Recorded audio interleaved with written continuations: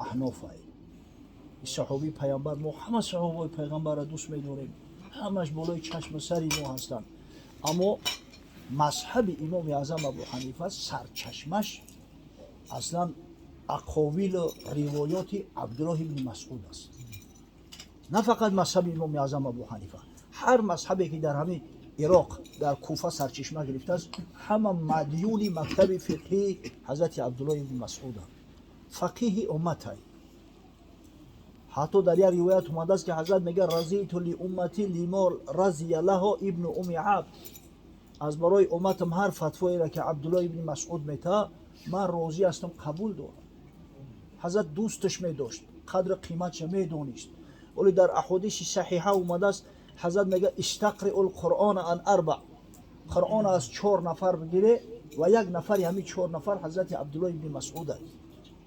бародарое ки желудкашу яз ашидагиа ягон чизи хунук мехӯранд, дараш камашува дард мегирад, вуздути мешава ё ки дамиш меоранд, беҳтарин роҳи ҳал равғани донаи каду мебошад ки ширкати гиёҳдармон ба шумо пешниҳод мекунад. воспаления мегирад, язва рагу мекунад, ягон микроб гирифтагӣ бошад, микробҳоро бартараф мекунад ва ҳамчунин желудкаи шумо ягон проблема дошта бошад, ҳамаша бартараф мекунад. бародарое ки мехоҳанд равғани кадуи худро заказ در کامنتاریا در اومده پیلوس مونه، ما رقمای خود رو به شما روان میکنیم. در روایتی که امام حاکم در المستدرک علی صحیحین اومده است، انا با روایت از حذیفه ابن یمان، حضرت صلی الله علیه و سلم میگه که اقتدوا بالذین من بعدی ابی بکر و عمر واهتدوا بهدی عمار و تمسکوا بعهد ابن ام عبد.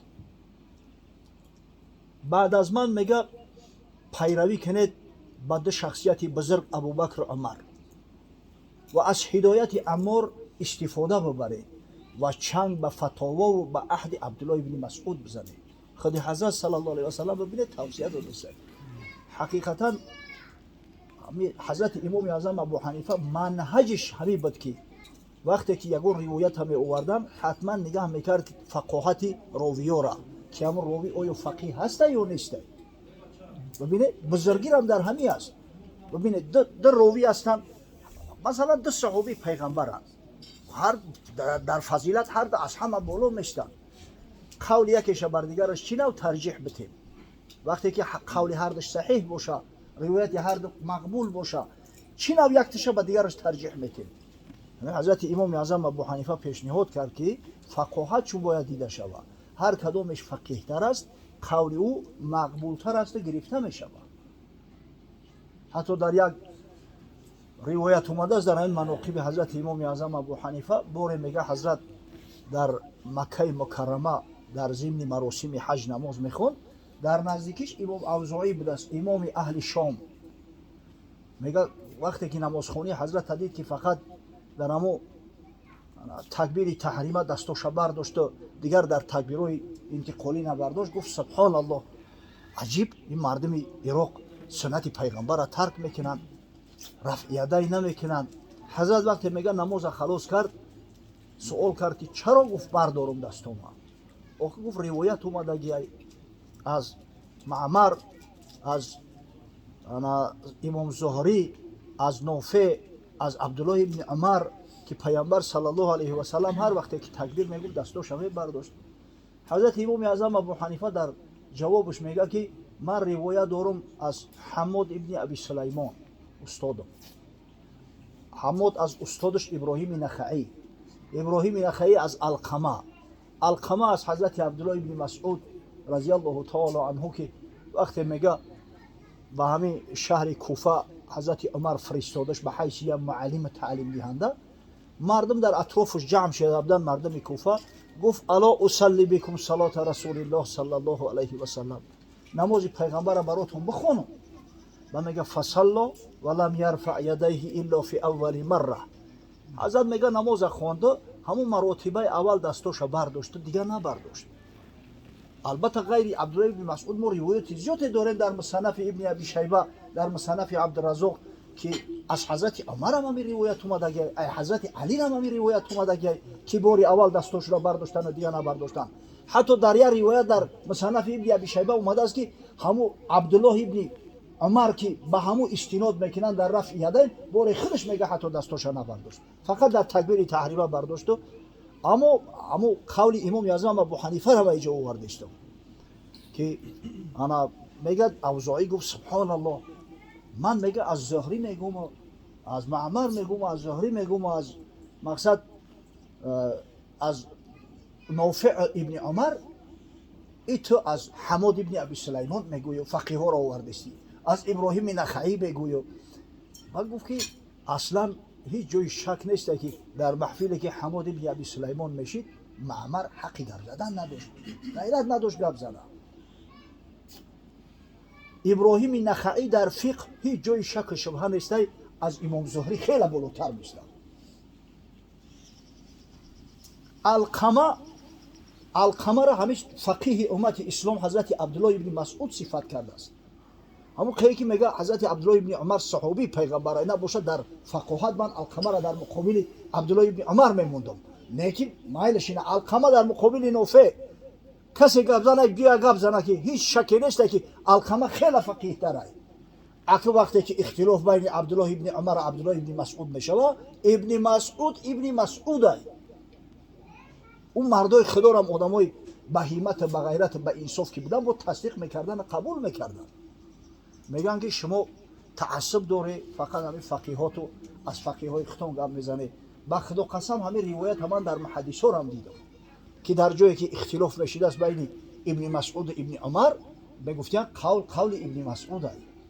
در المستدرک علی صحیحین امام حکیم روایت میکنه، بار میگه در اون موسم حج در مسجد خیف، بزرگا همه میدونن مسجد خیفه، کسی زیارت کرده است میدونن، این هم مسجد جمرات های، مسجد مینا، مسجد پیغمبران هم میگنش. در همین مسجد خیف میگه سه محدث بزرگ، احمد ابن حنبل رحمه الله، یحیی ابن معین رحمه الله و علی ابن مدینی استاد امام بخاری یک جمله میگه جمع اومدن. سوال شد که در حج سوال بسیار میشه که مردم زیاد جمع میشون و گپ و کچ عرص میره و مردم خطا و کم بودی میکنن. این هم مسجد جمرات های، مسجد مینا، مسجد پیغمبران هم میگنش. در همین مسجد خیف میگه سه محدث بزرگ، احمد ابن حنبل رحمه الله، یحیی ابن معین رحمه الله و علی ابن مدینی استاد امام بخاری یک جمله میگه جمع اومدن. سوال شد که در حج سوال بسیار میشه که مردم زیاد جمع میشون و گپ و کچ عرص میره و مردم خطا و کم بودی میکنن. سوال کرد شخصی از همون حجیا در مسئله میساس کردن مرد ذکرش که آیا طهارت میشکنه به همین میساس کردن؟ یحیی ابن معین گفت که طهارت میشکنه و روایت آورد. گفت عن مالک عن نافع عن ابن عمر انه مس ذکره فتوضا. حضرت مالک میگه از نافع از عبدالله ابن عمر روایت میکنه که وقتی ذکرش میساس کرد طهارت کرد. علی ابن مدینی استاد بخاری هم شنیده است، او گفت که حضرت گفت نمیشکنه، با این روایت کرد. عن ابی قیس عن حذیل عن ابن مسعود انه سئل عن رجل مس ذکره قال لا يتوضا انما هو بضع منه. گفت ابو قیس از حذیل از ابن مسعود روایت میکنه که حضرت عبدالله ابن مسعود وقتی سوال کردن این مسئله را که یک مرد میساس کرد ذکرش دستش در ذکرش رسید آیا طهارتش میشکنه؟ گفت نمیشکنه، زیرا گفت همون ذکرم یا اعضای بدن یا مردکه توزه باشه آخه چی میشکست است. با همینجا میگه یحیی ابن معین گفت اخمت را از سلسله ذهب آوردستم، این از سلسله طلایی میگن در وقتی که روایت میکنن در اسناد حدیث. مالک از نافع از ابن عمر میگه عبدالله ابن مدینی میگه در جوابش گفت که هیچ شکی نیست، گفت همه اتفاق دارن. اذا اجتمع ابن مسعود و ابن عمر و اختلفا فابن مسعود اولا ان یتبع. وقتی میگه ابن مسعود با ابن عمر در یک جا اومدند به همدیگر اختلاف کرد، قولش مختلف شد، همیشه دست عبدالله ابن مسعود بالاتره. او حضرت نمیگه شخصیتی بزرگه و همین بزرگوار از رسول گرامی صلی الله علیه و سلم روایت میکنه باره میگه در یک محفل شنیدی بودیم، حضرت میگه به من مراجعت کرد، گفت اقرا علیه، قرآن بخونده پیشم. من میگه گفتم که یا رسول الله اقرا علیک و علیک انزل، من چقدر جرأت بکنم در نزد ذاتی تو که قرآن بر تو نازل شده است، من چقدر جرأت میکنم قرآن بخونم؟ صاحب قرآن در پیشم شیشتگی، من چقدر در پیشش میخونم؟ حضرت گفت فإنی احب ان اسمعه من غیری، من دوست می‌دارم که یک نفر قرآن تلاوت کنه و من استفاده ببرم. میگه ببینید الحمدلله قاریای ما قرائت میکنن، خیلی شده روزی قاری رحمت الله را نشیده بودید قرائت میکنن، ما همه در فکر اندیشه که غلط نکنیم، قرآن با تجوید ترتیل بخونیم، قاعده ها را رعایت کنیم، اما ما اهل مجلس راحت میکنیم. ببینید حضرت گفت من دوست می‌دارم که در نزد قرآن تلاوت کنن، من استماع کرده و راحت کنم. با حضرت میگه فقرأت علیه سوره النساء، سوره نساء را میگه در نزد حضرت تلاوت کردم، حتی بلغت تا اینکه رسیدم به همه آیت که اعوذ بالله من الشیطان الرجیم فکیف اذا جئنا من کل امة بشهید و جئنا بک علی هؤلاء شهیدا. این چگونه می شود فردا روز قیامت بالای هر قوم شاهدی را پیش کنیم و تو را ای حبیبم ای محمد صلی الله علیه و سلم در بالای تمام بنی بشر شاهد قرار بدم. همینجا رسیده بودم که میگه حضرت گفت امسک، بس ای گفت کفایه ای، میگه چشمام میبردارم فاذا عیناه تذریفان، حضرت دیدم که زار زار گریسته است، چشمش لق لق آب. الله اکبر. اصلا همین محفل قرآن محفل رحمت های، محفل نزول ملائکه های رحمت های. خدا خودش میدونه که چقدر ملائکه انشاءالله امروز اطراف این خانه را احاطه کردن، خبر این قوم به نزد پروردگار میرسه.